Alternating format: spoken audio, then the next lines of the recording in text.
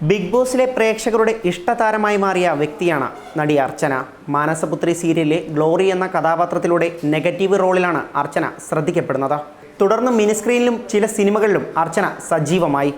എന്നാൽ big boss ഹൗസിലൂടെയാണ് അർച്ചന വീട്ടമ്മമാരുടെയും പ്രേക്ഷകരുടെയും ഇഷ്ടതാരമായി മാറിയത്. പുതിയ സംരംഭമായ പത്തിരിക്കടയുടെ വിശേഷങ്ങളിൽ അർച്ചനയ്ക്ക് പറയാൻ ഒരുപാട് കാര്യങ്ങളുണ്ട്.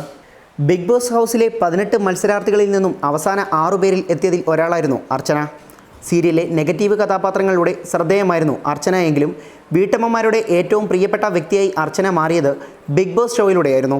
പക്വത നിറഞ്ഞ പെരുമാറ്റത്തിലൂടെയും ആരെയും പിണക്കാതെ ബിഗ് ബോസിൽ ഏവരുടെയും ശ്രദ്ധ പിടിച്ചുപറ്റുന്ന പെരുമാറ്റമാണ് അർച്ചന നടത്തിയത്.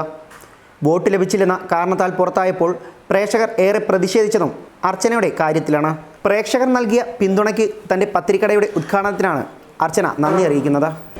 ഞാൻ വില്ലത്തിയായിട്ട് അഭിനയിച്ചുകൊണ്ടിരുന്നപ്പോൾ കുറേ പ്രേക്ഷകർ ദൂരെ നിന്ന് കണ്ടിട്ട് പോന്നു ഗ്ലോറി എന്ന് പറഞ്ഞിട്ട് അവർ ചിലപ്പോൾ സംസാരിക്കാൻ പോലും വരില്ല പേടിച്ചിട്ട്.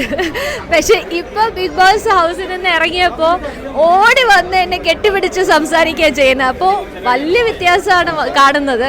എനിക്കറിയില്ല, ഞാൻ എപ്പിസോഡ് ഇതുവരെ കണ്ടില്ല, കാരണം ബിഗ് ബോസ് ഹൗസിൽ നിന്ന് ഇറങ്ങി ഇതിൻ്റെ തിരക്കിലായി.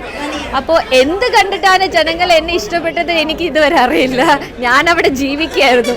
അപ്പോൾ എന്നെ ഇഷ്ടപ്പെട്ടു. Thank you so much. ഈ love and support it means a lot. ഈ ട്രോഫി ഒന്നും വേണ്ട, ഇതാണ് ട്രോഫി ഉണ്ട്. സിനിമ സീരിയൽ മേഖലയ്ക്കൊപ്പം ഒരു പുതിയ സംരംഭത്തിന് കൂടിയാണ് അർച്ചന തുടക്കമിട്ടിരിക്കുന്നത്.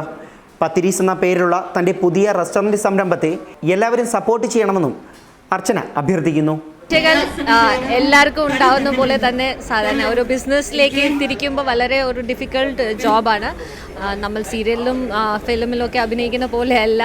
ഭയങ്കര ടെൻഷനും ഒത്തിരി ഡെഡിക്കേഷനും ആവശ്യമുള്ള ഒരു ബിസിനസ്സാണ് ഇത്. ശ്രദ്ധിക്കേണ്ട ഒരു കാര്യമാണ്.